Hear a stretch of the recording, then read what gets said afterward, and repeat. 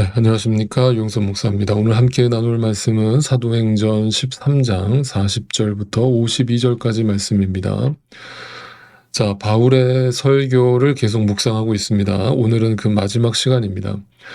바울의 설교를 한번 지금까지 우리가 묵상했던 내용들을 간단하게 정리해보고 시작을 해보겠습니다.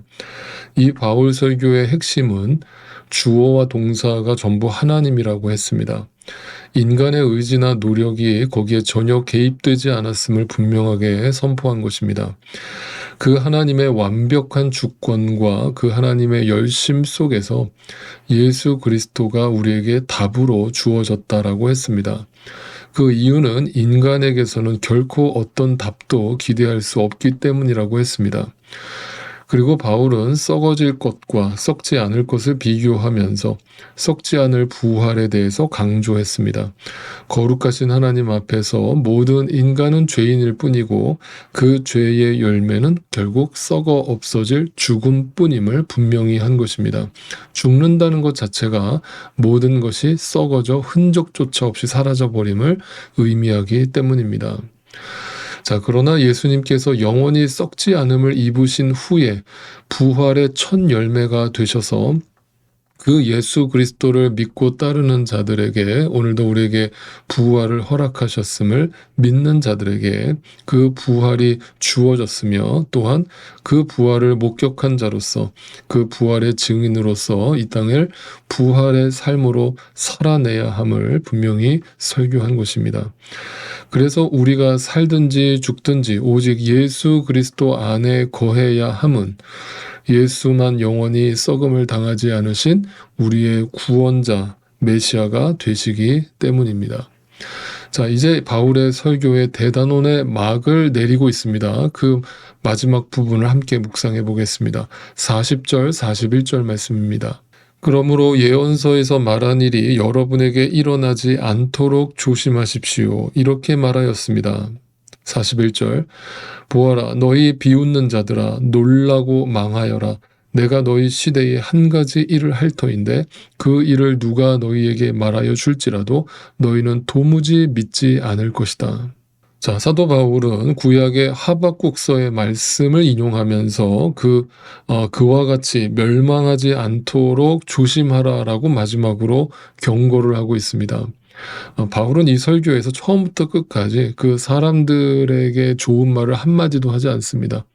자, 이 하박국 선지자는 어떤 사람입니까? 바벨론에 의해서 남유다가 역사 속에서 완전히 멸망당하기 바로 직전에 활동했던 선지자였죠. 당시 남유다는 여호와김 왕의 폭군 정책으로 무죄한 자들이 죽임을 당하고 온갖 부정과 착취가 만행되고 악이 득세하던 그런 시절이었습니다. 그래서 하나님은 하박국 선지자를 그들에게 보내셔서 분명하게 하나님의 심판의 메시지를 선포하게 하셨습니다. 그러나 그 말씀에 결국 순종하지 않은 남유다는 역사 속에서 BC 586년에 바벨론 제국에 의해서 역사 속에서 완전히 사라지게 됩니다. 자, 그렇다면 바울이 그 유대인들 입장에서는 생각만 해도 끔찍했던 이스라엘 과거의 역사를 다시 한번 그들에게 상기시키면서 이 설교를 마무리하는 이유가 무엇이겠습니까? 예수 그리스도에 대한 진리를 선포했지만 이것이 하나님이 너희에게 준 마지막 솔루션이라고 마지막 해답이라고 이 키를 너희에게 주었는데 이것마저 너희가 무시한다면 결국 너희에게 주어지는 것은 심판밖에 없다라는 최후의 경고 메시지를 담기 위해서였죠. 예수 그리스도를 믿지 않는 것이 결국 옵션이 아니라는 말을 강조하기 위해서 이 마지막 설교 마지막 부분에서 이 하박국 선지자의 말씀을 인용한 것입니다. 예수 그리스도가 아니고서는 그 누구도 하나님의 심판을 피해갈 수 없기 때문에 그것을 분명히 한 것입니다. 여러분 이 부분에 대해서 오해가 없기를 바랍니다.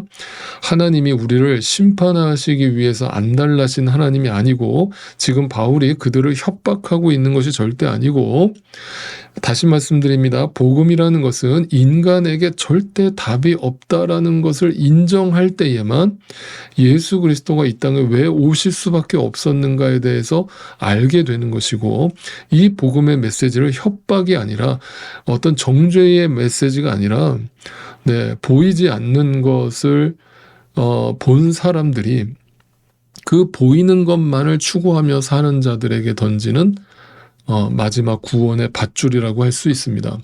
그 밧줄을 바울로 하여금 지금 던지게 하신 분이 누구십니까? 하나님 자신이시죠.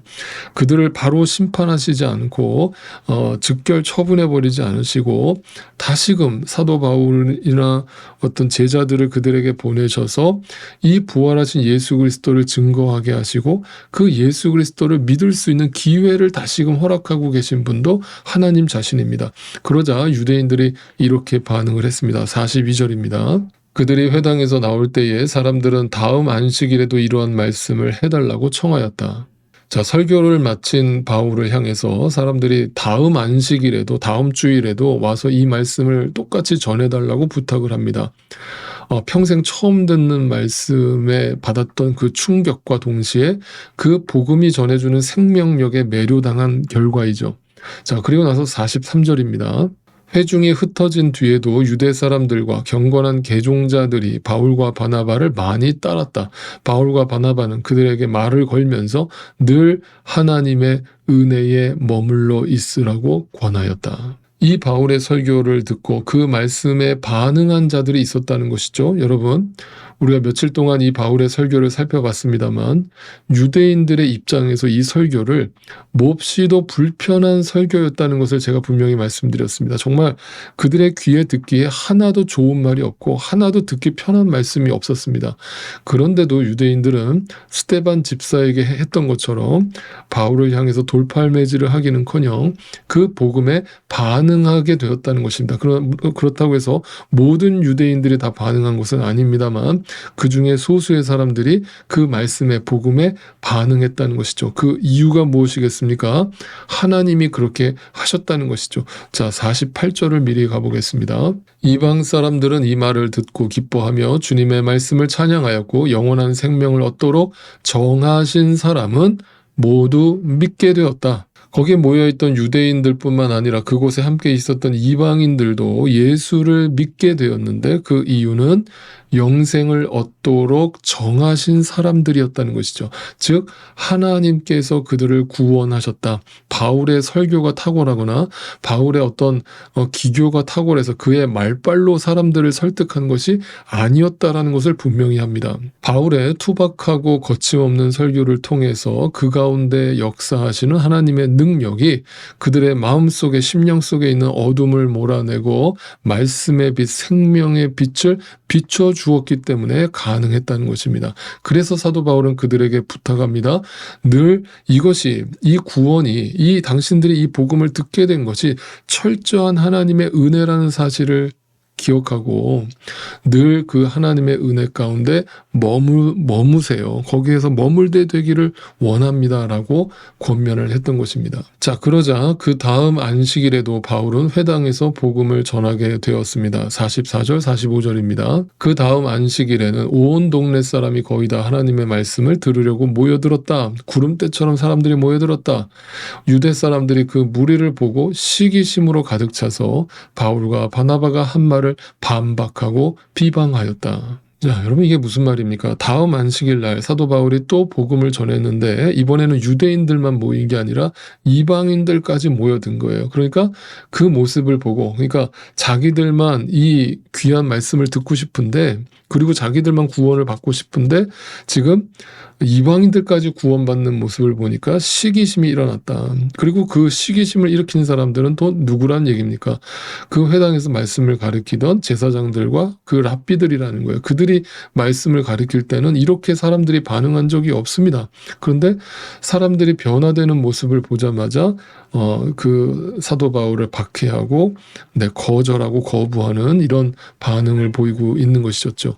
자, 그 이유는 분명하죠. 사람들이 사도 바울을 따르는 모습 때문에 시기심이 작동했던 것이죠. 그런데 그것이 끝이 아니었죠. 50절입니다. 그러나 유대 사람들은 경건한 귀부인들과 그의 성의 지도층 인사들을 선동해서 바울과 바나바를 박해하게 하였고 그들을 그 지방에서 내쫓았다. 자, 비시디아 안디옥의 귀부인들과 그 성의 지도층 인사들을 선동해서 바울과 바나바를 결국 박해하고 그 성에서 내쫓아버리게 됩니다. 이 세상 권력을 쥐고 있는 사탄이 그 힘과 권력을 이용해서 하나님의 말씀을 강력하게 저항하고 있는 모습입니다. 여러분 분명히 말씀드립니다. 하나님의 말씀이 제대로 선포되고 복음이 선포되는 자리에는 반드시 성령의 역사만 있는 것이 아니라 반드시 사탄의 역사도 일어납니다. 우리가 제대로 된 말씀을 전하지 않을 때 사탄도 가만히 있습니다. 그러나 하나님의 말씀이 제대로 선포되고 복음이 제대로 선포될 때 사탄도 역사하는 것이죠. 강력하게 역사하는 겁니다. 그 말씀을 있는 그대로 받아들이지 못하게 하는 것입니다. 그런데 중요한 것이 있습니다. 그 가운데 분명히 믿게 된 자들이 있었다는 거예요, 없었다는 거예요? 있었다는 거예요. 누구에 의해서요? 하나님의 은혜로요. 하나님의 선택으로요. 하나님이 정하신 뜻에 따라서 믿게 된 자들이 있었다. 그걸 우리가 알 수 있어요, 몰라요? 우리는 모릅니다. 누가 믿게 될 사람인지, 누가 이 복음에 반응할 사람인지 우리는 알지 못합니다. 그러나 하나님은 아시죠. 그래서 우리를 그곳에 보내셨죠. 그래서 여러분, 전도라고 하는 것은 내가 전할 만한 사람을 골라서 전하는 것이 절대 아닙니다. 때를 얻든지 못 얻든지 전해야 하는 것이죠. 여러분, 이것이 증인된 삶입니다. 여러분의 입술이 무거우면 안 됩니다. 여러분, 말씀을 깊이 묵상하시고 공부하시고 말씀을 마음에 담으십시오. 그 말씀의 뿌리를 내리십시오. 그리고 기회가 될 때 이 복음이 절실히 필요한 자들에게 그 사람의 상황이나 그 사람의 지식이나 그 사람의 형편을 보지 말고, 그 사람의 신분을 보지 말고 때를 얻든지 못 얻든지 그 말씀을 담대히 전할 수 있는 저와 여러분이 되기를 소망합니다. 여러분, 전하지 않고 뿌리지 않으면 그 가운데 숨어있는 하나님의 택하신 백성들을 절대 건져 올릴 수 없는 것입니다. 그래서 오늘 마지막 구절이 이렇게 끝이 납니다. 그래서 바울과 바나바는 그들에게 발에 먼지를 떨어버리고 이고니온으로 갔다. 제자들은 기쁨과 성령으로 가득 차 있었다. 발에 먼지를 떨어버렸다는 것은 우리는 전할 것을 다 전했다는 의미입니다. 우리는 할 일을 다 했다. 그러나 그 열매는 이제 너희 몫이다라고 분명히 선을 그은 것이죠. 그리고 그들의 박해에도 불구하고 지금 쫓겨나는 상황이 벌어졌는데도 불구하고 그 주님의 복음을 듣고 거듭난 제자들은 상대적으로 기쁨과 성령으로 충만했다라고 전해주고 있습니다. 생명이 무엇인지 전혀 알지 못한 채 종교적 열심에 갇혀서 죽음만을 향해 내딛던 자들이 새 생명을 누리는 기쁨과 성령으로 충만함을 누리게 되었다는 이 소식은 복음이 죽음 이후의 내세에만 관련된 작동하는 그런 복이 아니라 이 땅에서도 오늘이라고 하는 이 시간 속에서도 어떤 복을 우리에게 가져다 주는지를 보여주는 장면이라고 할 수 있습니다. 오늘도 수많은 무리 가운데서 하나님의 열심으로 그 부르심을 받아 신자된 여러분, 그 은혜 가운데 오늘도 거하시면서 어떤 세상의 박해와 핍박 속에서도 주님과 동행하시면서 주님의 증인된 삶을 살아내시면서 또 이 복음이 전해주는 기쁨과 그 충만함 속에 이 하루도 승리하실 수 있기를 주님의 이름으로 축원드립니다.